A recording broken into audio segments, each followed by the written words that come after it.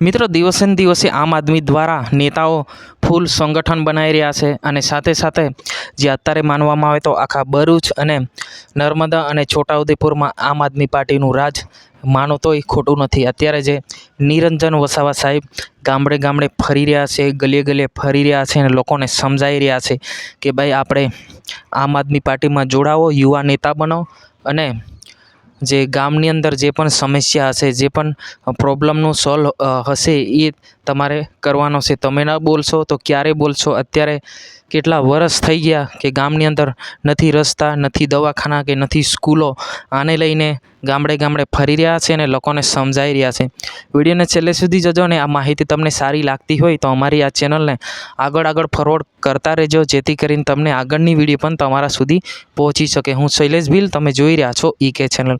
મિત્રો, વાત કરવામાં આવે તો હાલમાં મોટા સમાચાર આપણને મળી રહ્યા છે.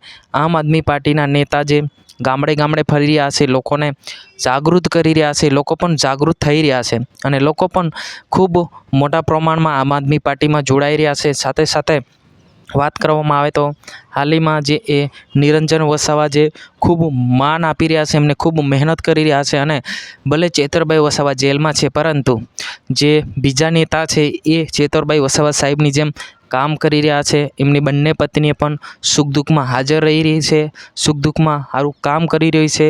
અત્યારે દિવસે ને દિવસે આમ આદમી પાર્ટીમાં જે પણ કાર્યકર્તા છે બધા ભાજપ અને કોંગ્રેસ છોડીને આમ આદમી પાર્ટીમાં જોડાઈ રહી છે.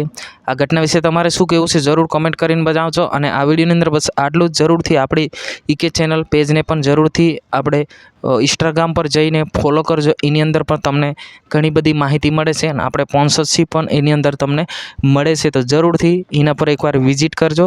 આપણી ડિસ્ક્રિપ્શનમાં લિંક આપી છે, એના પર જઈને જરૂરથી અમારી આ ઈકે ચેનલ પેજને પણ જરૂરથી ફોલો કરી